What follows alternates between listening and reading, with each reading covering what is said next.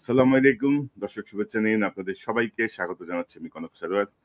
আজকের অনুষ্ঠানে দর্শক শিরোনাম দেখে বুঝতে পারছেন, পলাতক হাসিনা ভারতের আশ্রয় থেকে, মোদির আশ্রয় থেকে বাংলাদেশের সর্বশেষ সে তার নেতাকর্মীদের উদ্দেশ্যে যে ভাষণ দিয়েছে টেলিফোনে, তাতে রীতিমতো সেনাবাহিনীকে উস্কানি দিচ্ছে, সেনাবাহিনীকে বিভ্রান্তকর উস্কানি দিচ্ছে।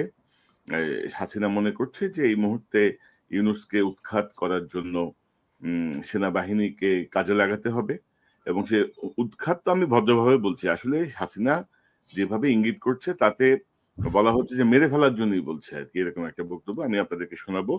তো ধরেন এই বিষয়টা নিয়ে আজকে আমরা একটু বিস্তারিত আলোচনা করব। আমার সঙ্গে যোগ দিচ্ছেন আমার চ্যানেলের নিয়মিত অতিথি, আপনাদের অত্যন্ত প্রিয় মানুষ, প্রিয় মুখ, মেজর সুমন আহমেদ। সুমন ভাই, আপনাকে স্বাগত জানাচ্ছি আজকের অনুষ্ঠানে। আসসালামু আলাইকুম। ওয়ালাইকুম আসসালাম ভাই। তো দর্শক, যে প্রসঙ্গটা বলছিলাম যে ধরেন শেখ মুজিব হত্যার ঘটনায় হাসিনা কিন্তু প্রতিহিংসা পরায়ণ তার চূড়ান্ত করেছে আসলে সেনাবাহিনীর প্রতি, এবং সেনাবাহিনীকে কোমর ভেঙে দেওয়ার যে যত চেষ্টা, যত রকমের যত কিছু করা দরকার হাসিনা 15 বছর করেছে, সে প্রসঙ্গে আমরা আলোচনায় আসবো। প্রথমে আমরা একটু আপনাদেরকে শোনাই যে হাসিনার সর্বশেষ অডিও ক্লিপে হাসিনা কি বলছে, তারপর আমরা সুমন ভাই সহ বিষয়টি নিয়ে বিস্তারিত আলোচনা করব। আমাদের স্বাধীনতা সার্বভৌমত্ব যারা রক্ষা করবে, আজকে তাদের সাথে কি আচরণ? সিভিল প্রশাসনে আপনারা দেখেন, প্রিন্সিপাল সেক্রেটারি, ক্যাবিনেট সেক্রেটারি থেকে শুরু করে সমস্ত অফিসার একে একে তাদের বিরুদ্ধে মিথ্যা মামলা, হয়রানি, অনেকে গ্রেপ্তার, জেলখানায়। ঠিক সেনাবাহিনী মানে সশস্ত্র বাহিনী তারাও রেহাই পাচ্ছে না। এই কয়েকদিন আগে আপনারা দেখেন, 2 দিন আগে কি সেনাবাহিনীর কয়েকজনের বিরুদ্ধে ওয়ারেন্ট ইস্যু করবে, তাদেরকে বিচার হবে। কি কোথায় বিচার হবে? আইসিটিতে। আইসিটিটা কি এখন কি হচ্ছে? আমাদের স্বাধীনতার সার্বভৌমত্ব রক্ষাকারী যারা, তাদের বিচার করবে যেখানে আমরা স্বাধীনতা বিরোধীদের বিচার করেছি। এটা কি ধরনের কথা? সশস্ত্র বাহিনীর জন্য কিন্তু আর্মি অ্যাক্ট আছে, সেনাবাহিনীর নিজস্ব আইন আছে, এবং যদি কেউ সশস্ত্র বাহিনী কেউ যদি অপরাধ করে, তাহলে আর্মি অ্যাক্ট অনুযায়ী সেই বিচার এবং তদন্ত তারাই করবে। এখানে কিন্তু অন্য কোনো সুযোগ নাই। কিন্তু আজকে আমরা কি দেখি? সেই আর্মি অ্যাক্ট বাদ দিয়ে রেখে কোনো কথা নাই, বার্তা নাই, সিভিল প্রশাসনের অফিসারদেরকে গ্রেপ্তার করে যাচ্ছে। যেখানে আমরা 1998 সালের যে ফৌজদারি কার্যবিধি, এবং সেখানে 197 ধারা অনুসারে মানে সামরিক বা অসামরিক, অর্থাৎ সিভিল প্রশাসন বা সামরিক প্রশাসনের কোনো ব্যক্তি বা কোনো কর্মচারী কেউ যদি কোনো অপরাধ করে, তাকে যদি গ্রেপ্তার করতে হয় তো সরকারের অনুমোদন লাগে। এখানে কোনো অনুমোদনের বালাই নাই। আর ইচ্ছা মতো আইন পরিবর্তন, একটা আইনের বিচার কাজ চলছে, চলমান বিচার অব্যাহত থাকতে ওই আইন আবার কী করে সংশোধন করলো? এটা সম্পূর্ণভাবে আইনের খেলাপ করা, মানবাধিকার লঙ্ঘন করা। তারা ইচ্ছা মতো করে যাচ্ছে। 29 জন সেনা অফিসারের বিরুদ্ধে তারা ওয়ারেন্ট ইস্যু করবে। কেন? কে অধিকার দিয়েছে তাদের? কার কাছ থেকে পারমিশন নিয়েছে? আর এটা করবার অধিকার তো তাদের নাই। যারা আমার স্বাধীনতার সার্বভৌমত্ব রক্ষা করবে, তাদের বিচার, যেখানে আমরা স্বাধীনতা সার্বভৌমত্বের বিরোধী যারা কাজ করেছে, স্বাধীনতা বিরোধী, তাদের বিচার যে কোর্টে হয়েছে, সেই কোর্টে বিচার করার অধিকার তো ওদের নাই। কিন্তু এখানে তো আজকে তো কোনো আইনের শাসন নাই।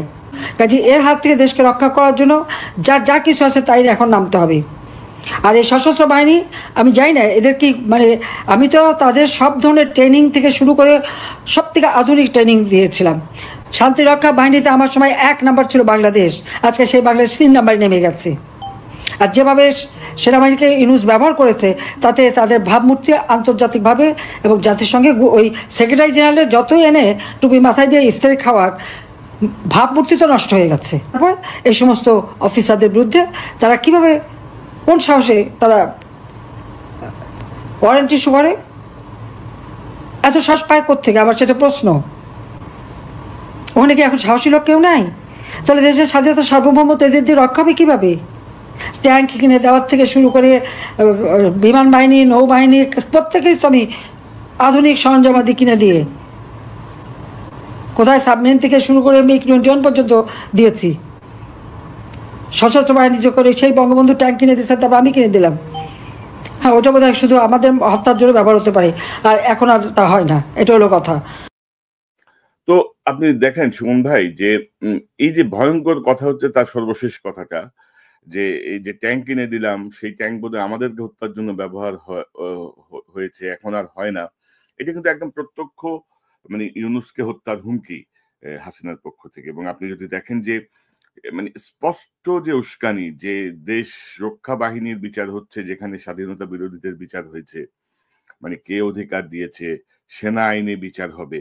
তো হাসিনার এই বক্তব্যটাকে একজন সাবেক সেনা কর্মকর্তা হিসেবে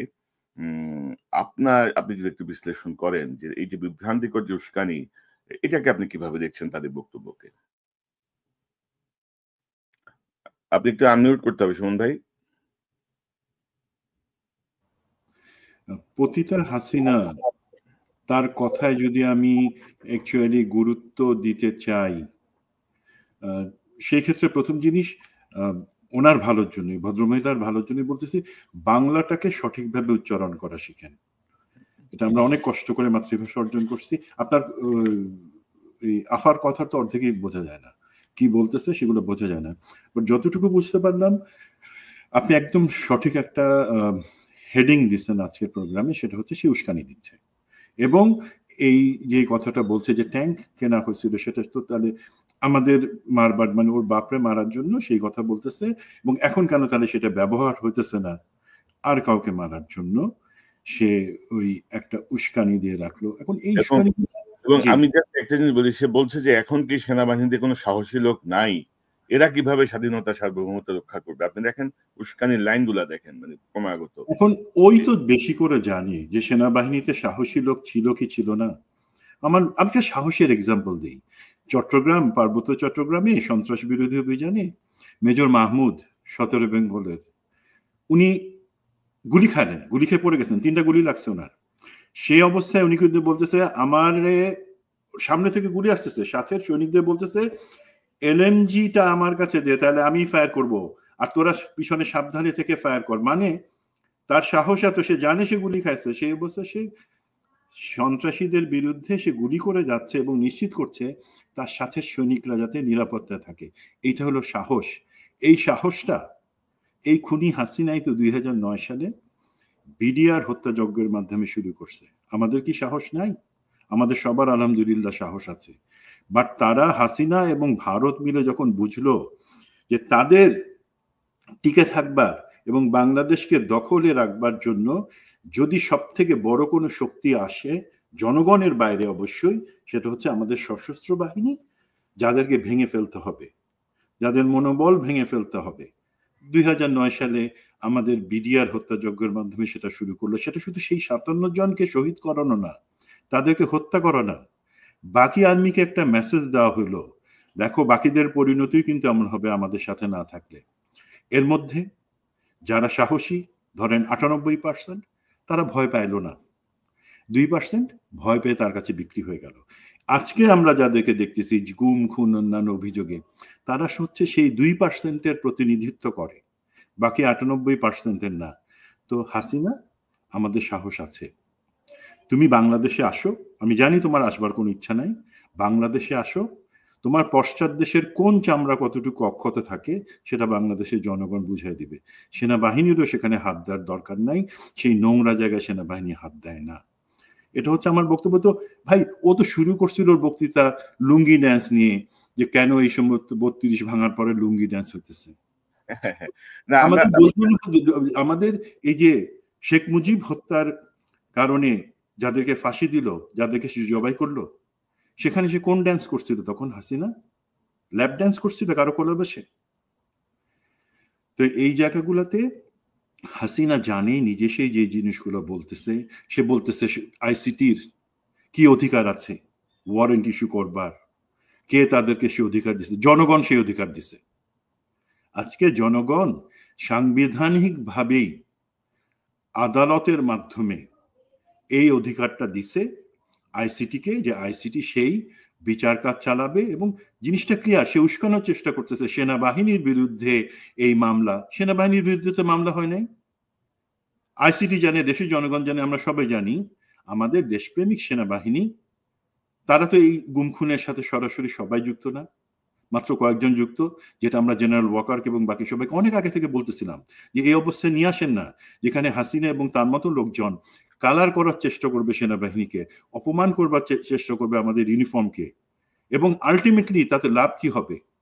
ভারতের লাভ হবে আমাদের সেনাবাহিনীকে দুর্বল করে ফেলা। এই কাজটা হাসিনা করবে। ও এই কাজ শুরু করবার আগে প্লিজ আপনি সহযোগিতা করেন এবং যারা এই গুম খুনের দায়ে অভিযুক্ত হচ্ছে তাদেরকে আপনি আদালতে তুলে দেন যত তাড়াতাড়ি সম্ভব, তাদেরকে কমান্ড থেকে সরাই। সেটা দেরি হয়ে গেছে, বাট আমি জানি এবং বিশ্বাস রাখি এখনো সময় আছে, আমরা সেই জায়গায় কারেকশনে আসতে পারবো। তো সুমন ভাই, ধরেন এই যে গ্রেপ্তারি পরোয়ানা জারি হলো, এই বিষয়টা নিয়ে আপনি যতটুকু কানেক্টেড সেনাবাহিনীর ভেতরে প্রতিক্রিয়া কি ইন জেনারেল? মানে এটা একটু জানা দরকার যে আপনার সঙ্গে যাদের কথা হয়, জুনিয়র সিনিয়র সব মিলিয়ে আপনার কি ভাইবটা আপনি পেয়েছেন? শুধু যে এখানে সেনাবাহিনী যে সদস্য যারা কোনোভাবে এর সাথে সম্পর্কিত না তাদের সাথেও যেমন আমি কথা বলি, আপনি জানেন, এবং আমি তো কোনো রাগঢাক করি না, যারা ইভেন এই গুম খুনের দায়ে অভিযুক্ত তাদের মধ্যে যাদের সাথে আমি চাকরি করেছি তাদের অনেকের সাথেও আমি কথা বলি, সবসময় কথা বলেছি, কারণ সত্যটা জানা, তাদের ভিতরে অনুতাপ আছে কিনা সেই জিনিসটা জানাও আমার জন্য দরকার। তো সেইটা যদি মাথায় নিয়ে বলি, সেনাবাহিনীর দেশপ্রেমিক সেনাবাহিনী বলা হয়, তার অধিকাংশ সদস্য বলতে পারেন আপনি মোর দ্যান 90% তারা চায়, তারা স্বাগত জানায় আইসিটির এই উদ্যোগটাকে, এবং তারা যে সাহস করে ওয়ারেন্টটা দিছে সেটাও তারা স্বাগত জানায়। এবং সেনা কমান্ড আমি বিশ্বাস করি সেই মতামতকে, অভিমতকে সম্মান করেই সেখানে সহযোগিতা করবে। এখন একটা জায়গায় আমি জানি কষ্ট আছে, যেটা আমরা কখনো করি না, বা আমি আপনি কখনো আমরা সেনাবাহিনীকে সরাসরি সেই ব্যাপারে বলি না। তাদের একটাই আশা, সেটা হচ্ছে দেখেন, আমি যদি মনে করি, আমি ব্যক্তিগতভাবে বিশ্বাস করি বা আমাদের বোঝা উচিত যে 36 জুলাইয়ের পরে আমাদের সব থেকে বড় যদি কোনো অ্যাচিভমেন্ট থেকে থাকে সেটা হচ্ছে আইসিটির মাধ্যমে এই যে ওয়ারেন্টটা ইস্যু করা গেল। এটা কিন্তু অনেক বড় একটা বিজয় আমাদের জন্য। আমি এখন যে বিজয়টা অর্জন করে যে বিজয়ী আমরা, সেই ক্ষেত্রে আমরা তো কখনো বিজিত পক্ষে যারা আছে সবাইকেই ইন জেনারেল বা জেনারেলাইজ করে আমরা সবাইকে বলবো না যে তোমরা গুম আর খুন। এই জায়গাটায় তারা কষ্ট পাচ্ছে, এটা ফ্যাক্ট। আপনারা এখন কেউ যদি আমাকে দর্শক মনে করেন আমি কথাটা কাউকে বাঁচানোর জন্য বলছি, তা না। জিনিসটা ফ্যাক্ট যে এটা আমাদের পরিষ্কার করে বলতে হবে যে যখন, মনে রাখবেন, ইতিহাস বলে যখন আমরা বিজয়ী হই তখন কিন্তু সম্পূর্ণ বিজিত তাদেরকে আমরা অপমান করি না। আলেকজান্ডার একটা দেশ জয় করে সেই রাজাকে সরাই দিয়ে সেই দেশের জনগণকে বলছে যে তোমরা হচ্ছে আমার সাথে, এই রাজাকে আমি সরাই দিছি, সে আমার শত্রু ছিল। এইভাবে আপনি যদি এখনকার বর্তমান ইতিহাসেও আসেন, আমরা কাউকে অপমান করে বা প্রতিশোধ নিয়ে এই কাজটা করতেছি না। আমরা ন্যায় বিচার প্রতিষ্ঠার স্বার্থে, গুম খুনের বিচার করবার স্বার্থে, যাতে ভবিষ্যতে এই জিনিসটাতে না হয় সেই জন্য আমরা এটা করতে চাচ্ছি। আমরা কখনোই সেনাবাহিনীর মনোবল বা তাদের চরিত্র নিয়ে অ্যাজ এ হোল কোনো কিছু বলতেছি না, বলবো না। সুতরাং আমি আশ্বস্ত করতে চাই যে জায়গাটায় তাদের কষ্ট আছে, তারা প্রচন্ড আশাবাদী যে যদি এই কাজটা হয়, যেমন হাসিনা যেমন টাকা পয়সার লোভ দেখায়, প্রমোশনের লোভ দেখায়, তাদের মানে এই পার্থিব জীবনের যত চাওয়া পাওয়া সেগুলো মিটানোর কথা বলে কিছু লোককে পথভ্রষ্ট করে আনছিল এই কাজে। সেটা শুধু আর্মি না, পুলিশ, প্রশাসন, রাজনৈতিক ব্যক্তি, সবাইকে। আজকে আমরা আর্মিকে নিয়ে কথা বলতেছি কারণ আর্মি হচ্ছে একটা ফোর্স, আমাদের আসার জায়গা, সেইখানকার স্খলনটা আমরা সহ্য করতে পারতেছি না বলেই তাদের ব্যাপারে বলতেছি, বাট বাকিদের ব্যাপারেও আমাদের বলতে হবে। তো আশা আছে বর্তমান প্রজন্মের যারা আছে, সেনা সামরিক বাহিনীর সদস্য আছে, তারা চায় এই বিচারটা হোক, তারাও চায়, তারা স্বাগত জানায়। শুধু তাদের পক্ষ থেকে একটাই সম্ভবত কষ্ট, যেটা ইউনিফর্মে কষ্ট আমি বুঝাতে পারবো না, যে একটা ইউনিফর্মড ফোর্স কিভাবে একজন আরেকজনকে ওন করে, সেখানে তাদের চাওয়াটা সম্ভবত যারা দোষী তোমরা অবশ্যই তাদের বিচার করো, তাদের ব্যাপারে কথা বলো, বাট বাকি যেই সেনাবাহিনীর অংশ আছে তাদেরকে সেটার সাথে জড়াও না, বিকজ তাদের প্রথম পরিচয় তার অপরাধী, পরবর্তীতে তারা কোথা থেকে করছে। এখানে তাদের আরো একটা ভয় আছে, যদি এইভাবে কোহেশনটা ভেঙে দেওয়া হয় তাহলে কিন্তু এই যে হাসিনা যেই ধরনের কথা উস্কানি দিচ্ছে, একটা অংশ মনে করতে পারে কষ্ট পেয়ে যে এ তো মনে হয় আমাদের কথাই বলতেছে। নো, আমরা সেই জায়গায় হাঁটবো না। লাভ কি হবে তাতে? একজনের লাভ হবে, দুইজনের। একটা হচ্ছে হাসিনা, আর একটা হবে মোদি। আমি আগেই বলছি, আপনি বলছেন হাসিনা এবং ভারত সবসময় চেয়ে আসছে যে এই সেনাবাহিনীর মেরুদণ্ডটা ভেঙে দেওয়ার জন্য। তাদেরকে খারাপ করছে, লোভ দেখাই। এখন যে খারাপ সেটা থেকে আমরা সামনে আগাবো, এখানে আর পিছনে না তাকাই বিচার করব এবং সেনাবাহিনীকে শুদ্ধিকরণের মধ্যে থেকে আমাদের পক্ষে নিয়ে আসবো। তো এই সুমন ভাই, ধরেন যে বিষয়টা আমি একটু আনতে চাই, যে ধরেন সেনাবাহিনীতে ধরেন সুপিরিয়র অর্ডার মানা না মানা বা আইন বহির্ভূত আদেশ না মানা, যেমন ধরেন দর্শক আমি যদি আপনাদেরকে বলি যে মেজর সুমন আহমেদ বিডিআর যে হত্যাকাণ্ড, সেই হত্যাকাণ্ডের প্রতিবাদ করার কারণে বিডিআরের এই মানে আপনি বলতে 27 ফেব্রুয়ারি আপনাকে ডিজিএফআই তুলে নিয়ে যায় এবং তাকে টর্চার করে। এই হাসিনার সেনাবাহিনী কিন্তু, এবং ধরেন যে পরবর্তী সময়ে মেজর সুমনকে কর্নেল রেজানুর যখন একটা গুমের আদেশ দেয়, তিনি সেটা পালন করেননি, তিনি পালন না করে চাকরি ছেড়ে চলে এসেছেন। এরকম এক্সাম্পল কিন্তু অনেক আছে। এখন ধরেন মেজর সুমনের যে ক্যারিয়ার, আমি যতটুকু জানি উনি এগুলো বলতে চান না, যে ধরেন উনি মেজর পর্যন্ত 9টা কোর্সের মধ্যে 8টা কোর্স তিনি টপ করছেন, উনি পিএসসি 2বার করছেন। তো ওনার সাথে অনেকেই এখন মেজর জেনারেল, লেফটেন্যান্ট জেনারেল, ওনার জুনিয়ররা এখন জেনারেল। তো এরকম বহু অফিসার আমরা হারিয়েছি যারা আসলে ধরেন অন্যায় আদেশ মানতে চায়নি। তো অন্যায় আদেশ মানা বা ধরেন এখন ধরেন আমি যদি বলি যে এটা আমার কমান্ড রেসপন্সিবিলিটি, আমার বস বলছে যে আমি মেরে ফেলছি, বা সেনাবাহিনীর শপথ কি বলে, আপনি কি মনে করেন? মানে এরকম আপনার মধ্যে কিন্তু দৃষ্টান্ত অনেক আছে, অনেক অফিসার কিন্তু স্বেচ্ছায় সরে গেছেন, বিভিন্ন কারণ দেখিয়ে সরে গেছেন যে আমি অন্যায়টা মানবো না। তো এখন ধরেন এই বিষয়টাকে কিন্তু পুরো আর্মির উপর ইম্পোজ করা হচ্ছে, যে যারা অন্যায় আদেশ মানলো, যারা অতি উৎসাহী হয়ে গুম খুনের সঙ্গে যুক্ত হলো, তাদেরকে রক্ষার দায় এখন দেয়া হচ্ছে পুরো সেনাবাহিনীর উপরে, যে সেনাবাহিনীকে এখন আগায় আসতে হবে। আপনার বক্তব্য? জি, আমি অবশ্যই যেটা বলবো তার আগে ছোট্ট একটা তথ্যগত কারেকশন দিই। সেটা হচ্ছে, আমাকে বিডিআর হত্যাযজ্ঞের 6 দিন পরে মার্চ মাসের 2 তারিখে উঠায় নিয়ে যায়, 3 দিন গুম রাখে এবং তারপরে তারা বুঝতে পারে যে তারা ভুল জায়গায় হাত দিছে, তারা ছেড়ে দিতে বাধ্য হয়। তারপরে আমাকে একদিন জেলেও নিয়ে যায়, 2 দিনের জন্য জেলে রাখে।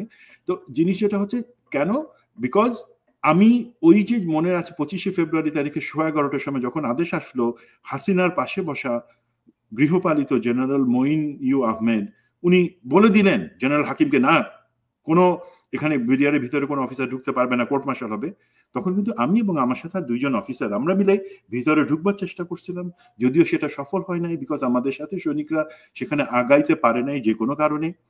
তো সেটা একটা কারণ দেখাইছে তারা।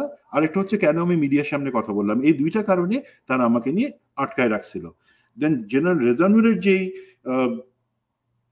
ঘটনাতে আপনি এক্সাম্পলটা আনলেন যে এখন কেন না, দেখেন জেনারেল রেজানুর যেটা বলেছেন সেক্ষেত্রে আমি মনে করেছি শপথ যেটার কথা বলছেন, শপথটা আমরা যেভাবে নিই, আমরা দেশের কাছে শপথ নেই। যখন আমরা কমিশন লাভ নাম্বার, আমি সেখান থেকে বলতে পারি না আমি আপনার অধীনে চাকরি করব না, আমাকে পাঠায় দেন। 3 নাম্বার, আপনি স্বেচ্ছায় অপশন নিতে পারেন, যেটা আমি করেছিলাম।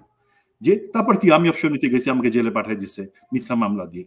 বাট আমার কষ্ট লাগে রে ভাই, আমার কাছে গর্বের মনে হয়েছে যে না, আমি নীতির কাছে আপোষ করি নাই। আমি সম্মান হারানোর আগে আমি যদি আমার জান হারাই তাতে আমার আপত্তি নাই। এই জিনিসটা হাসিনা করছে কি, এত লোভ দেখাইছে, সেই খুনি জিয়াউল হাসান থেকে শুরু করে যে জেনারেলরা। আপনি বললেন আমার কথা যে আমি প্রফেশনালি খুব ভালো করেছি, ভালো জায়গায় ছিলাম, থ্যাংক ইউ, আলহামদুলিল্লাহ।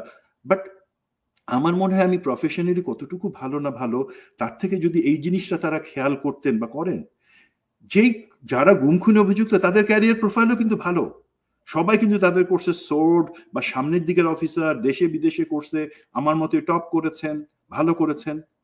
কেন তাহলে তারা সেই লোভের ফাঁদে পড়লেন? বিকজ তারা ওই জায়গায় উঠতে পারেন নাই হয়তো, আমরা আশা করি, যেটা আশা থাকে যে না আমি বিক্রি হব না।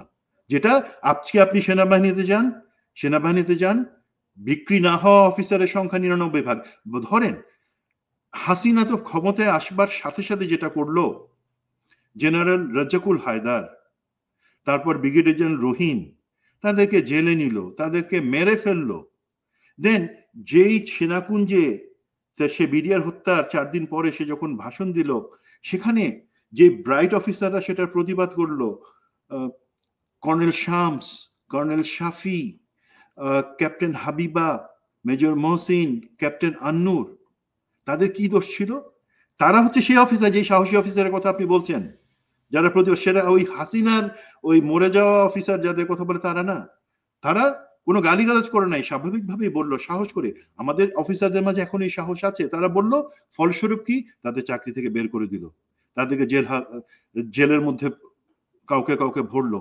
যে 5 জন অফিসার বিডিআর তদন্তে কাজ করছিল, তাদের তো সাহস আছে। হাসিনা, আপনার এটা মনে করার কারণ নাই যে আমাদের সাহস নাই। তারা সাহসী হয়ে বিডিআর তদন্তের সঠিক উদ্ঘাটনের চেষ্টা করছিল। তাদেরকে তাপসের নামে একটা মিথ্যা গ্রেনেড হামলা করে 5 বছরের জন্য ভরে দিল জেলের ভিতরে। এটা হচ্ছে আমাদের অফিসার, আমরা সেইভাবেই আছি থাকি। কিছু অফিসার যারা ব্যত্যয় করেছে, যারা লোভটা সামলাতে পারে নাই, তারা এখন তার ফল ভোগ করবে। সেনাবাহিনী তার দায় নেবেন। এখানে একটা কথা বলি একটু, অ্যাডজুটেন্ট জেনারেল হাকিম, ভাই আপনি এই প্রথম আমি দেখলাম আপনি খুব সুন্দরভাবে গুছাই বলিষ্ঠভাবে একটা প্রেস কনফারেন্স করেছেন, থ্যাংক ইউ। বাট একটা জিনিস একটু খেয়াল রাখবেন, সেনাবাহিনীর একটা ইন্টারনাল চিঠি আমি দেখেছি, আপনি নিজেই বলছেন যে তারা সেনাবাহিনী না, তারা বিভিন্ন সংস্থায় গিয়ে এই অপরাধগুলা করে থাকতে পারে যদি সেটা প্রমাণিত হয়। সুতরাং সেনাবাহিনী তার দায় নিবে না। Please stick to this one, এই লাইনটাতে থাকেন। তারা সেনাবাহিনী তার দায় কেন নিবে? তারা ব্যক্তি হিসেবে করেছে। বাট একই সাথে আমি কি একটা গন্ধ পাইতেছি যে আপনার সেই চিঠির এক জায়গায় লেখা আছে যে আইনি সহায়তা প্রদানের বিষয়টি বিবেচনাধীন।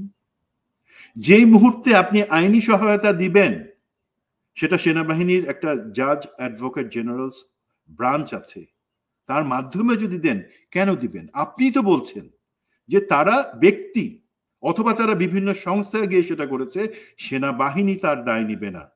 আপনারা যদি অফিসারদের, আমাদের জনগণের সবার ফুল হার্টের সাপোর্ট পাইতে চান, প্লিজ কোনোভাবে এই যারা অভিযুক্ত তাদেরকে কোনো আইনি সহায়তা দিবেন না। দিলে কিন্তু শুধুমাত্র আপনি যে বিতর্কিত হবে তা না, আপনি একই সাথে কিন্তু সরকার বা আইসিটির বিরুদ্ধে একটা প্রতিপক্ষ হিসাবে সেনাবাহিনীকে দাঁড় করায় দিবেন। Do not do that.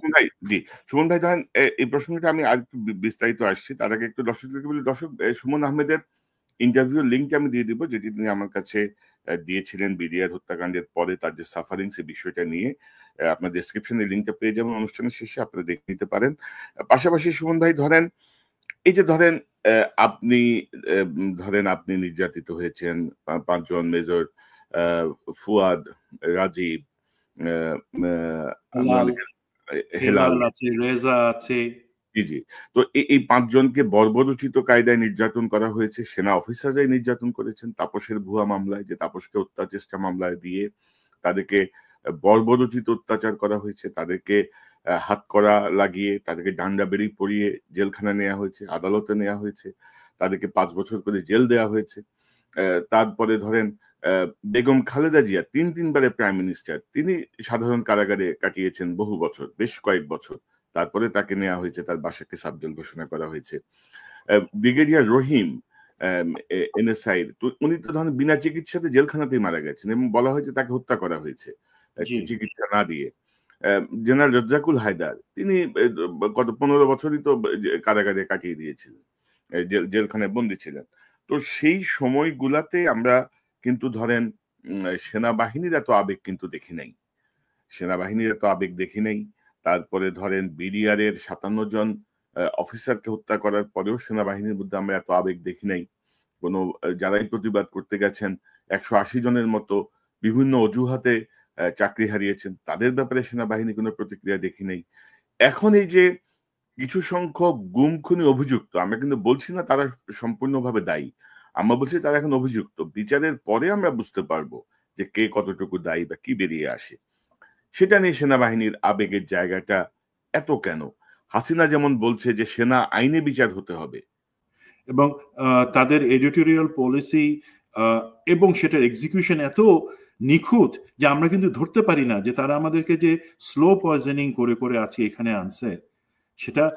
এবং আপনি জেনে রাখেন 3টা এলিমেন্ট, একটা হচ্ছে প্রথম আলো এবং তার মতন ভুয়া মিডিয়া, হাসিনা এবং ভারত, আরেকটা হচ্ছে আমাদের দেশের ভিতরে যে সুশীল চক্র আছে তারা বিভিন্ন টকশোতে এসে, আপনি আমাকেও গালি দিতে পারেন যে আমি হয়তো ভুয়া বলতেছি, বাট আমি ফ্যাক্ট ছাড়া কোনো কথা বলি না, তারা কিন্তু এই জিনিসটা করে যাবে এবং করবে।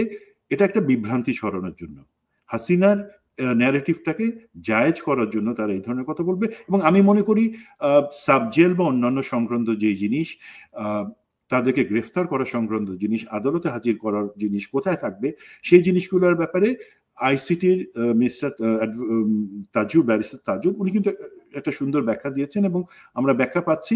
আমরা অপেক্ষা করছি সেই কয়টা দিন তাদের বক্তব্য শোনার জন্য। এখন প্রথম পার্টটাতে আসি, যেখানে বলছেন যে তখন যখন এই ধরনের সেনাবাহিনীর অফিসারদের নির্যাতন করা হলো, হত্যা করা হলো, তখন কোনো প্রতিবাদ আসে নাই কেন?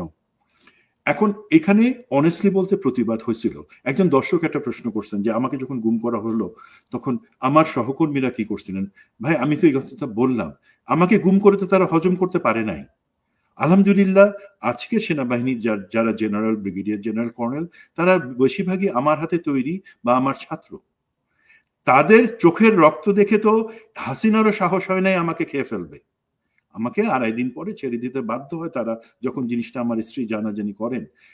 পরবর্তীতে যখনই ধরেন যে অফিসাররা প্রতিবাদ করছে, হয় তাদেরকে চাকরিচ্যুত হয়েছে, 180 জন চাকরিচ্যুত হয়েছে, কিন্তু এই একই কারণে তারা বলছে না আমরা এই অন্যায় মানি না। দেন মেজর জাহিদ, তাকে খুন করা হয়েছে, সে অন্যায় মানতে চায় নাই। মেজর সৈয়দ জিয়াউল হক, তাকে জঙ্গি বানাই হত্যার চেষ্টা করা হয়েছে, পরবর্তীতে জঙ্গি ট্যাগ লাগে, এখন সেও প্রতিবাদ করছে। এটা না যে আমরা প্রতিবাদ করি নাই। কারা প্রতিবাদ করে নাই? যারা মাখনটা খাইছে, যারা মনে করছে এই মাখন খাওয়া তাদের হক, তারা মাখন খাবে, আর সেনাবাহিনীর বাকি অংশ তারা কলঙ্ক ভোগ করবে তাদের এই মাখন খাওয়ার জন্য। জেনারেল রেজানুর, জেনারেল এমন অনেকে আছেন যারা তাদের হক মনে করছিলেন, সেগুলা তারা প্রতিবাদ করে নাই। বাট আপনি যান, এই যে দেখেন 3 তারিখ থেকে বা তার আগে থেকে জেনারেল ওয়াকারকে একটা পজিশনে নিয়ে আসা যে আমরা আর গুলি চালাবো না, আমরা জনতার পক্ষে, সেটা কারা করছে ভাই? বাইরে থেকে কেউ বলে নাই, আমেরিকা বলে নাই, অন্য কেউ। সেটা আমাদের সেনাবাহিনীর এই অফিসার, যাদেরকে আমরা অনেকে একদম জেনারেলাইজ করে গালি দেওয়ার চেষ্টা করছে, টিএসসির সামনে ইউনিফর্ম পরায় খুনিদের। ভাই, খুনিরা খুনি, তাদেরকে ল্যাংটা করে আপনি সেখানে তাদের এই প্ল্যাকার্ড দাঁড় করান, তাদেরকে ইউনিফর্ম পরাচ্ছেন কেন? সো সেইটার প্রতিবাদ কিন্তু, তাদের ব্যাপারে প্রতিবাদ এই আজকের অফিসাররা করছেন, যারা আছেন সেনাবাহিনীর বিভিন্ন বাহিনীর। সেই কারণে জেনারেল ওয়াকার বাধ্য হয়েছেন তার অবস্থানটাকে ক্লিয়ার করে দেওয়ার জন্য খুনি হাসিনার সামনে, না আমি আর পারবো না, এবং হাসিনা পালাতে বাধ্য হয়েছে। এখন কোন প্রক্রিয়া, সেখানে জেনারেল ওয়াকারের কতটুকু ভুল আছে সেটা আমি আগে বলছি, এবং আমি সেখানে বলবোই, অবশ্যই জেনারেল ওয়াকার আমি বলবোই। আপনার প্রথম দিন থেকে আপনাকে একটা লাইনে আসবার দরকার ছিল, সত্যের পক্ষে, সরকারের পক্ষে, বিপ্লবের পক্ষে ক্লিয়ারলি বলে দিতেন। আপনি যদি সেটা মনের ভিতরে ভিতরে সেই পক্ষে থাকেন, বাট আপনার কিছু কাজ, যে কাজে আমরা মনে করতে পারি যে না, আপনি কেন হাসিনাকে সেফ এক্সিট দিচ্ছেন, কেন আওয়ামী লীগ পুনর্বাসনের কথা বলছেন, তখন কিন্তু আমাদের সেইটুকু সন্দেহ আপনার কারণেই সেগুলো দূর হয় না, সেনাবাহিনী দুর্বল হয়ে যায়। প্লিজ, সেনাবাহিনী আমাদের দরকার আছে, ডিজিএফ এর দরকার আছে, এনএসএ দরকার আছে। সেই জায়গাতে আমাদেরকে ভুল সিদ্ধান্ত নিয়ে, ভুল কমিউনিকেশন করে আমাদেরকে ধ্বংস করবেন না। That's my point. আর এখানে কি আপনি সেনা আইনে বিচার হতে হবে এরকম কোনো বাধ্যবাধকতা কি আপনি নো, এটা আমরা ক্লিয়ার করেছি আপনার সাথে। দুইটা দেখেন কনক ভাই, এই জিনিসটা নিয়ে আলহামদুলিল্লাহ আপনি কিন্তু গত 1 মাসে অনেক প্রোগ্রাম করে, যারা তখন অন্য অনেক জিনিস নিয়ে ব্যস্ত ছিল, রং তামাশা নিয়ে, আপনি অনেক রিস্ক নিয়ে, অনেক গালি খেয়ে প্রোগ্রাম করেছি, অনেক পক্ষ থেকে আমাদের উপর, সরকার পর্যন্ত আমাদেরকে চাপ দিয়েছে এটা নিয়ে বেশি কথা না বলার জন্য। আমরা কিন্তু ক্লিয়ার করে দিচ্ছি সেখানে যে আগের যে আইন ছিল বা অন্যান্য কিছু যে আইন আছে, আইন প্রতিনিয়ত পরিবর্তন হয়, সেই জন্যই দেশে সংসদ থাকে, সংবিধান থেকে সেইভাবে পরিবর্তন করা হয়। সেখানে এখনকার বর্তমান যে আইন সেটা হচ্ছে আন্তর্জাতিক গুম খুন, সেটার সাথে সমন্বয় করে করা হয়েছে। সেখানে অবশ্যই কিছু জিনিস আছে যেটা সামরিক বাহিনী করবে, কিছু সিভিল আদালতে হবে, বাট ক্লজটা পরিষ্কার করে দেওয়া হয়েছে। সেই ক্ষেত্রে কে করবে না করবে সেটা চূড়ান্ত বিবেচনা সরকার নিবে, এবং এই আদালত আইসিটি সেটা রেফারেন্স দিয়েই কিন্তু জিনিসটা ক্লিয়ার করে দিয়েছে। সার্ভিং অফিসারদের ক্ষেত্রে আমি এমনও শুনছি যাদের বিরুদ্ধে যারা অভিযুক্ত, ওয়ারেন্টেড, তাদের একটা অংশ যেহেতু সার্ভিং, সেখানে আর্মির একটা প্রাথমিক তদন্ত করবে কিনা সেই জায়গাটাও কিন্তু আলোচনা করছে সরকার। আলোচনা করুক, অসুবিধা নাই, বাট দিন শেষে সরকার যদি মনে করে কিন্তু সেই জায়গায় সরকারকে স্টিক করতে হবে। আমি একটা জিনিস আছে ক্লিয়ার করি, এটা তো আমরা কেউ প্রতিশোধ নিচ্ছি না, এটা আমরা ন্যায় বিচার করতেছি। যারা এই ভুক্তভোগী, যারা গুমের শিকার, খুনের শিকার, সেটার ন্যায় বিচার আমরা করতেছি। এখানে বলি, যখন আমাকে জেলখানায় নিয়ে যাওয়া হয় হাত করা পড়াই, প্রিজন ভ্যানে, তখন কি আমি বা আমার সাথের মতন লোকজন, সুবাইলরা, হেলালরা, তারা শপথ নিছিল আমি যখন আসি, আমি যদি কোনোদিন সুযোগ থাকে আমি এই শোধ নিব না? ভাই, আমরা মনে মনে কি বলছি জানেন? এবং আমাদেরকে যাদেরকে এই ধরনের কষ্টের মধ্যে নিয়ে যাওয়া হচ্ছিল, আমি জানি চাকরিরত অন্য অফিসার যাদের কিছুই হয়তো করার ছিল না, করলে হয়তো তাদেরকে কু করতে হতো, বাট এখনকার আইন অনুযায়ী কু করলে পরে তো আবার কোর্ট মার্শাল, মৃত্যুদণ্ড। তারা মনে মনে ধিক্কার জানাইছে, তারা মনে মনে বলছে যে এই জিনিসটা খারাপ। তারা তখনও বলছে, এখনো বলে যে হাত করা পরে একজনকে কেন নিয়ে যাবে যে কখনো অন্যায় করেনি। এখন পার্থক্য হলো কি ভাই, এই এখন যাদেরকে হাত করা পরানোর কথা বলা হইতেছে তাদের অন্যায় অপরাধটা কিন্তু প্রাথমিকভাবে প্রমাণিত, তাদেরকে কেউ প্রতিশোধমূলক ভাবে সেই জিনিসটা করতেছে না। আমরা প্রতিশোধ নিই না। আমার জীবনে যদি কোনো কষ্ট থাকে, কেউ অন্যায় করে থাকি, আমি আল্লাহর কাছে বলি আল্লাহ আমাকে তৌফিক দাও, আমি যাতে এমন জায়গায় যেতে পারি এই ধরনের অন্যায় যাতে আর কেউ কারো উপর করতে না পারে, সেটা আমি দেখব। প্রতিশোধের কথা বলি না ভাই কখন আমরা। তো এই জায়গা থেকে ক্লিয়ার হইতে হবে যে না, এখানে যেভাবে বিচার হওয়ার পরিকল্পনা করা হয়েছে সেটাই হবে। সেক্ষেত্রে আমি জানি, আশা করি সেনাবাহিনী, সেনা কর্তৃপক্ষ সবাই সর্বত সহযোগিতা করবে। কোনোভাবে আইনি সহায়তা বা এই ধরনের কথাবার্তা ভুলেও যাতে দ্বিতীয়বার উচ্চারিত না হয়, প্লিজ। তবে সমস্যা হচ্ছে কি, ধরেন আমাদের তার আগে একটা কথা ক্লিয়ার করি যে দর্শক, ডক্টর ইউনূস সরকারের অনেক কার্যক্রমে আমরা ক্ষুব্ধ বা হতাশ। ডক্টর ইউনূসের ব্যাপারেও আমরা খুব তীব্র সমালোচনা করি, আমি তো করি, কিন্তু তাই বলে ধরেন ইউনূসকে উৎখাতে হাসিনার কে মদদ দেয়া বা এই জাতীয় কোনো কার্যক্রম কিন্তু আমরা সমর্থন করবো না। এখন ভাই এখানে একটা জিনিস আমি অ্যালাউ, এটা কি প্রফেসর ইউনূস নিজে থেকে নিজের একটা সুযোগ করে দিচ্ছে না হাসিনাকে বা অন্য কাউকে? দেখেন, উনি হচ্ছে প্রতিরক্ষা উপদেষ্টা, ওনার আছে একজন নিরাপত্তা উপদেষ্টা, উনি একই সাথে তো প্রফেসর ইউনূস প্রধান উপদেষ্টার সাথে প্রতিরক্ষা উপদেষ্টা, ওনার নিরাপত্তা উপদেষ্টা আছে, দেন আমাদের পররাষ্ট্রমন্ত্রী তৌহিদ সাহেব আছেন। আপনি একটা জিনিস আমাকে বলেন, ডিজিএফআই এবং এনএসআই, তাদের ডিজিরা যদি, আমি মনে করি তারা সব থেকে ভালো লোক, তারপরও তারা যদি চেষ্টা করে আজকে, তারা কতটুকু হাসিনার প্রভাব মুক্ত হয়ে বা এই সমস্ত উস্কানি অথবা ষড়যন্ত্রের প্রভাব মুক্ত হতে পারবে, যেখানে 90% এনএসআই এর অফিসার কিন্তু হাসিনার বসানো। এনএসআই এর ম্যাক্সিমাম অফিসার কিন্তু বাইরে থেকে আসা, তারা আর ফৌজ না। 90% হাসিনার বসানো অফিসার, তারা কি করতেছে? আপনি তাদেরকে এখনো রেখে দিচ্ছেন? আপনি সরকার সাহস করে, নিরাপত্তা উপদেষ্টা সাহস করে তাদেরকে বিদায় করবেন না? আমার এনএসআই এর 1 মাস এনএসআই যদি বন্ধ থাকে অসুবিধা নাই, যখন সত্যিকারের ভাবে কাজ শুরু করবে তখন দরকার আছে। ডিজিএফআই এর অর্ধেকের বেশি অফিসার তারা হাসিনার বসানো।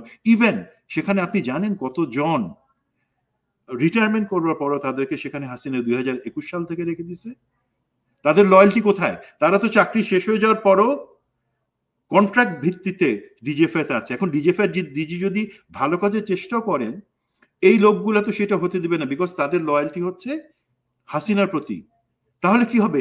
যে আমাদের ইম্পর্টেন্ট অর্গানাইজেশন ডিজিএফআই, এনএসআই, তাদেরকে সঠিকভাবে কাজ করে দেশের অখণ্ডতা রাখবার জন্য ইন্টেলিজেন্স বা ইনফরমেশনটা প্রধান উপদেষ্টা এবং নিরাপত্তা উপদেষ্টার কাছে পাঠানো দরকার, আপনি পাঠাচ্ছেন না।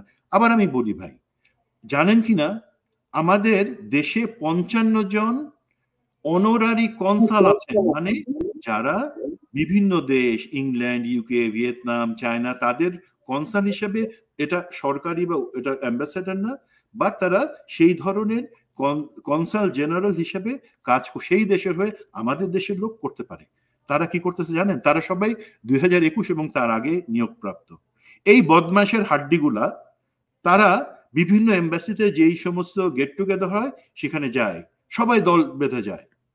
তারা বিকজ তাদের ডিপ্লোম্যাটিক অ্যাক্সেস আছে, তারা সেখানে গিয়ে একটা মন্ত্র দেয়, আগেই ভালো ছিলাম, বুবুর সময় ভালো ছিলাম, আগেই ভালো ছিলাম, ওই যে ডিপ্লোম্যাটিক কমিউনিটি তাদের মধ্যে।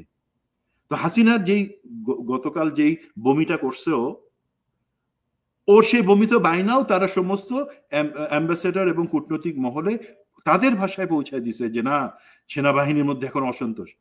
তুই অসন্তোষে কি বুঝিস হাসিনা? সেনাবাহিনী তোর কথায় নাচবে? তুই গুম খুন করে সে তাদের দমায় রাখছিলি, এখন সেনাবাহিনী। তবে সুমন ভাই, আমি দায় কিন্তু ডক্টর ইউনূসকে দিব। আপনি যদি দেখেন যে আমিও সেটা বলছি, ডক্টর ইউনূস বঞ্চিত অফিসারদের ব্যাপারে এখন পর্যন্ত একটা সিদ্ধান্ত নিতে পারে নাই। ডক্টর ইউনূস জেনারেল হাফিজকে দিয়ে একটা আলাদা একটা কমিটি করে দিয়েছে, সেখানেও ওয়াকার কোনো সহযোগিতা করছে না। ওয়াকার একটা দ্বৈত শাসন চালানোর চেষ্টা করছে, এটা তো স্পষ্ট আমাদের কাছে এখন। জি, আমি যেই জিনিসটা বললাম, যে কটা যে ডিজিএফআই এনএসআই তে একদম পুরা চিরুনি দিয়ে তাদের পরিষ্কার করে দেওয়া, সেই সমস্ত আওয়ামী লীগের লোকজন, এই সমস্ত অনারারি কনসাল, তাদেরকে ঘাড় ধরে এনে তাদের অনারারি কনসালশিপ ক্যান্সেল করে দেওয়া, এবং এই জায়গাগুলোতে সরকার নিরাপত্তা বলছে আপনাদের দায়িত্ব। আমরা কিছু অ্যাকশন প্ল্যান পাঠাইছিলাম, পরেও দেখেন নাই মনে হয়, খুলবার সময় হয়নি আপনারা ব্যস্ত বিদেশ সফর নিয়ে।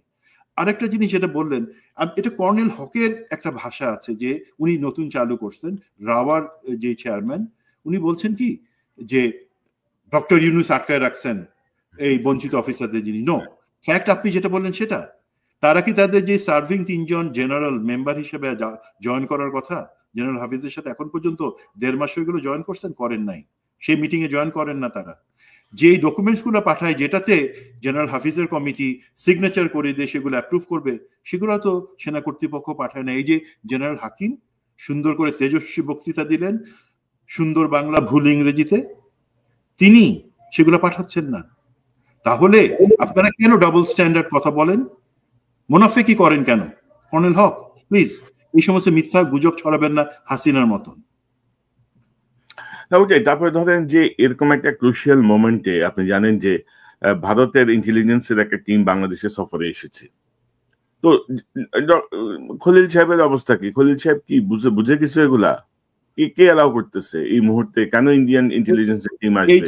এই জিনিসটা আপনি যে কথাটা বলেছেন এই মুহূর্তে, সেই পয়েন্টটাতে আমি আসবো। জিনিসটা হচ্ছে কি, এই ধরনের সফর বা ভিজিট এগুলা প্রি স্কেজুলড, মানে ধরুন 1 বছর আগে প্ল্যান করা থাকে। প্রতি 2 বছরে একজন সেনাপ্রধান এক দেশ থেকে আরেক দেশে যায়, প্রতি বছরে 2 থেকে 3টা ডেলিগেশন আছে। এগুলা আমাদের পাকিস্তানের সাথে আছে, নেপালের সাথে, শ্রীলঙ্কা, সব দেশের সাথে করি।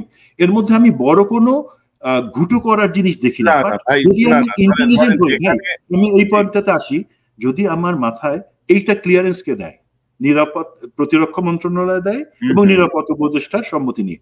আপনাদের কি এতটুকু বুদ্ধি নাই যে এই সময়টা একটা সেন্সিটিভ সময়, এই সফরটাকে 1 মাস পিছিয়ে দেওয়া যায় তো, বা সেটাকে বাতিল করে এটাতে কেউ রাগ করতো, সবাই বুঝতো, ডিপ্লোম্যাটিক্যালি সবাই বুঝতো হ্যাঁ এখন সেন্সিটিভ সময় দরকার নেই। তেমনি ভাবে এই যে আমি 46 ব্রিগেড কমান্ডার যে আছে তাকে একটু বলি, কতটুকু মাথায় বুদ্ধি থাকলে বা বুদ্ধির অভাব থাকলে আপনার এই যে একটা ক্রাইসিস হয়ে গেল, এপিসি মুভ করলো, যেটা নিয়ে পিনাকি এসবি রিপোর্ট আসলো, পিনাকি দা একটা জনগণকে সচেতন করার জন্য বললেন।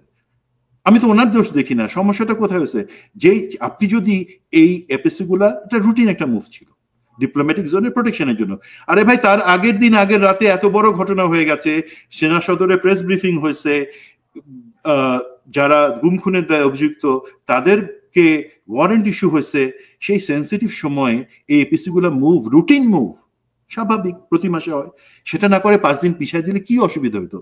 মাথায় কি বুদ্ধি নাই? হাঁটুতেই সব রয়ে গেছে এখনো? তাহলে জেনারেল হয়ে আছেন কেন? না, এখানে আমি যদি একটু যোগ করি যে দর্শক সেনাবাহিনীর যে কোনো মুভমেন্ট সিভিল অ্যাডমিনিস্ট্রেশন জানতে হয়। যেমন ধরেন রাতের বেলায় যদি দুইটা ট্যাঙ্ক যদি জাহাঙ্গীর গেট দিয়ে বের হয়ে যদি বঙ্গভবনের সামনে যায়, বা ডিপ্লোম্যাটিক জোনে যদি ডিপ্লয় করা হয়, বা রিপ্লেসমেন্ট করা হয়, বা এপিসি রিপ্লেসমেন্ট হয়, এটা সিভিল অ্যাডমিনিস্ট্রেশনকে জানতে হয়। লোকাল থানাকে এটা জানা আগে থেকে ইনফর্ম থাকতে হয় যে রাত এতটা থেকে এতটার মধ্যে সেনাবাহিনীর এই সরঞ্জামগুলো বা এই যুদ্ধাস্ত্রগুলো মুভ করবে। তো এক্ষেত্রে যেটা হয়েছিল যে গভীর রাতে প্রায় 1:30টার দিকে যখন 4টা এপিসি বা 8, 10টা 12টা আর্মির পিক আপ, আর্মি সৈনিক সহ যখন মুভ করে, তখন এসবি এটা নোটিস করে আনইউজুয়াল মুভমেন্ট হিসেবে, যে মুভমেন্টটা আমরা জানি না, তার মানে কি কিছু হতে যাচ্ছে কিনা। সেই জায়গা থেকে এই খবরটা আসে, পিনাকিদার কাছে আসে, আমার কাছেও আসে। তো পিনাকিদার সাথে সাথে এই বিষয়টা আর একটু ডিটেল চেক না করে বলে ফেলেছেন, কিন্তু এটা হচ্ছে না ভাই, আপনি আমার কাছে ফোন করছিলেন, আমি আপনাকে জানানোর সুযোগ পাইছি, যেটা এভাবে আপনি দেন নাই, ইলিয়াস দেয় নাই। পিনাকি দাদাও কিন্তু চেষ্টা করছেন। এখন পিনাকি দাদার ফোন যদি না ধরে, আর্মিতে সেনাবাহিনীতে যারা রেসপন্সিবল যে জিনিসটা বলার জন্য, এখন জিনিসটা টাইম সেন্সিটিভ। উনি হয়তো মনে করছেন যদি অপেক্ষা দেখি না কি করে করে যদি শেষমেশ কিছু একটা ঘটে যায়, উনি সতর্ক করার চেষ্টা করছেন। বাট উনি যাদের কাছে ফোন করছেন তাদের কাছে আমার প্রশ্ন, তোমরা ফোন ধরো না কেন? তোমরা ফোন ধরলে তো আজকে এই সমস্যা হতো না। আমি না হয় কনকের কাছে ইলিয়াসের সাথে জিনিসটা আমরা আলাপ করতে পারছি, বাট পিনাকি দাদা তো সেটা সুযোগই পান নাই। এই জাতীয় ভুল বোঝাবুঝির কোনো সুযোগ নাই। এবং এই জাতীয় জায়গায় যেমন ধরেন আপনি এখন কেন ইন্ডিয়ান ইন্টেলিজেন্সকে অ্যালাউ করবেন, যেখানে ধরেন আমাদের দেশ থেকে বিতাড়িত হাসিনা এখানে যে বসে আছে এবং ক্রমাগত ষড়যন্ত্র করছে, এবং হাসিনাকে সম্পূর্ণ প্রোটেকশন, শেল্টার, সকল কিছু ভারতের সরকার দিচ্ছে, সেখানে আপনি সেই দেশের ইন্টেলিজেন্সকে কেন আপনি এখন ইনভাইট করবেন, কেন আপনি ঢুকতে দিবেন? আমরা জানি যে গোপন যোগাযোগ আছে, গোপন আতাত আছে, গোপনে কথাবার্তা হচ্ছে, তাদেরকে আপনি প্রকাশ্যে ফিজিক্যালি কেন অ্যালাউ করবেন? ডক্টর খলিলও আসলে কিছু বোঝে কিনা আমার সন্দেহ হচ্ছে। কিন্তু ডক্টর খলিল যথেষ্ট জ্ঞানী, উনি অনেক জায়গায় অনেক কিছু ওনার জ্ঞান আছে। আমার অনুরোধ শুধু দেখেন, এই ধরনের মিস ইনফরমেশন অথবা এই ধরনের ঘৃণ্য পরিকল্পনাগুলা তখনই আপনি সাকসেসফুলি ঠেকাতে পারবেন যখন আমাদের গোয়েন্দা সংস্থাগুলোর মধ্যে একটা কোঅর্ডিনেশন থাকবে। আগে যে ঘৃণিত জেনারেল তারেক সিদ্দিকী যখন সে নিরাপত্তা উপদেষ্টা ছিল, তার 2 জন কোঅর্ডিনেটর ছিল যারা বেসামরিক এবং সামরিক গোয়েন্দা, ডিজিএফআই, এনএসআই, এসবি সহ সবার মধ্যে সমন্বয় করত। উনি রাখেন নাই কাউকে। আমি ওনাকে একটা মেসেজ পাঠিয়েছিলাম যে এমন একজন সুযোগ্য ব্যক্তির কথা, তাকে যদি তিনি সেই দায়িত্বটা দেন, এখনো তো 4টা মাস খুব সামনে সেন্সিটিভ, ভাই আপনি তার সাহায্যটা নেন। উনি আপনার কাছে, সরকারের কাছে কোনো টাকা চাবে না, তাকে শুধু সেই জায়গায় বসে বলেন, আপনি সেনাবাহিনীর একজন অবসরপ্রাপ্ত রেসপেক্টেড জেনারেল, আপনি প্লিজ এই দায়িত্বটা নেন। কারণ ডক্টর খলিল তো অর্থনীতি ভালো বুঝেন, পররাষ্ট্র ব্যাপার ভালো বুঝেন, বাট উনি তো কখনো এই ধরনের ইন্টেলিজেন্স অর্গানাইজেশন বা সামরিক বাহিনীর চাকরি করেন নাই, ভিতরে জিনিস বুঝবেন না। ওনাকে হেল্প করতে যাচ্ছি, please listen to us doctor Khalil. আমার ক্রমাগত এদের উপর থেকে আস্থা উঠে যাচ্ছে, যা দেখছি আর কি। মানে এগুলো হচ্ছে, মানে আপনার এত জ্ঞানী হইতে হবে না, এগুলো হচ্ছে সিভিক সেন্স, সাধারণ কমন সেন্স। আমি কমন সেন্স অ্যাপ্লাই করতেছি না। আর আমি যদি এত ভয় পাই, আমি কি কারণে দায়িত্ব নিতে যাব? ডক্টর ইউনূস যদি ওয়াকারে চোখ রাঙা নিতে ভয় পাই, তো বসে আছেন কেন রে ভাই দায়িত্ব নিয়ে? আমরা আপনার প্রতি সমর্থন আছে, ওয়াকারের কাউন্টারে আপনার প্রতি পূর্ণ সমর্থন আছে, হাসিনার কাউন্টারে আপনার প্রতি পূর্ণ সমর্থন আছে, কিন্তু আপনি ভয় পাই এই চেয়ারে বসে আছেন কেন? ডক্টর খলিল, কি সমস্যা কি আপনার? আপনার তো আমরা সমর্থন দিচ্ছি, আপনি পারতেছেন না কেন? জনগণ সমর্থন দিচ্ছে, আপনি পারছেন না কেন? তো আরেকটা বিষয় দিয়ে আমরা অনুষ্ঠানটা শেষ করব। ধরেন ইদানিং আওয়ামী লীগ, ধরেন হাসিনার ওই প্রোপাগান্ডার সাথে, আপনি তো জানেন যে হাসিনা হচ্ছে একটা বিগ, মানে প্রোপাগান্ডায় আওয়ামী লীগের থেকে সেরা কেউ নাই আর কি, মানে মিথ্যা প্রোপাগান্ডা ছড়ানোর ক্ষেত্রে। তো আমি গতকাল থেকে দেখছিলাম যে সোশ্যাল মিডিয়ায়, আমাদের সেনাবাহিনীর অফিসাররা বুঝবে তো, বাট এটা তো ছবিগুলা যাচ্ছে সোশ্যাল মিডিয়াতে বিভিন্ন লোকের কাছে, তারা তো এই পার্থক্য না বুঝারই কথা, স্বাভাবিক। তো এটা হচ্ছে একটা ভুয়া ছবি, এডিটেড ছবি।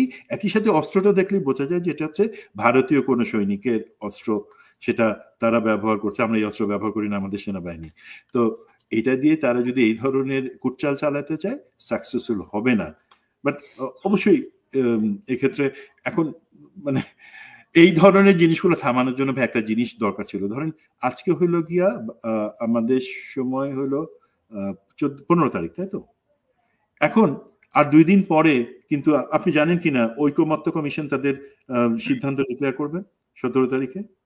এবং 17 আমি বিএনপি, জামাত, এনসিপি আপনাদেরকে বলি, আপনারা একটা ব্যাপারে কি ঐকমত্যে আসতে পারছেন যে হাসিনা বা ভারত তারা যে আর এই দেশে আমাদেরকে দাস বানাবে না, শাসন চালাবে না, সে ব্যাপারে আমরা সবাই একই পারেন নাই। আর্থিক কেলেঙ্কারি যেগুলো হয়েছে, দেবপ্রিয় বা অন্যান্য সবাই তারা করলেন কি, এত দূর এত লাখ টাকার দুর্নীতি হয়েছে বলে চুপচুপ করে চলে গেলেন। তাদের যে সম্মানী, সেই কোটি টাকার কাছাকাছি তারা সম্মানী পাচ্ছেন, সেটা পকেটের মধ্যে চলে গেলেন। আপনাদের তো দায়িত্ব ছিল বলা কিভাবে সেই টাকাগুলা তারা পাচার করছে, কারা করছে তার তো তথ্য নাই, কারা করছে, কোন প্রতিষ্ঠান করছে, কার মাধ্যমে। এক্স্যাক্টলি সেই কিছু ডিটেলে না গিয়ে আপনি চেরি অন দ্য টপ না গিয়ে আপনি কেকের উপর একটু ক্রিম লাগাই দিলেন, প্রফেসর ইউনূস খুশি, উনি সেই ক্রিম খাচ্ছেন।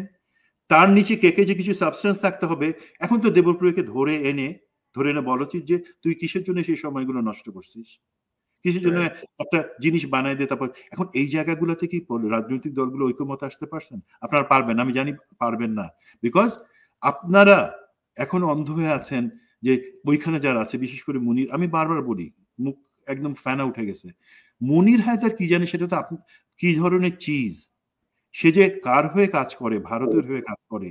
এবং রাজনৈতিক ঐক্যমতে আমরা যদি এখানে না আসতে পারি, সেই ওষুধগুলাই খাওয়াইছে আপনাদেরকে যাতে আপনারা ঐক্যমতে আসতে না পারেন। ঐক্যমতে আসতে পারলে তো ভারতের সমস্যা, হাসিনার সমস্যা।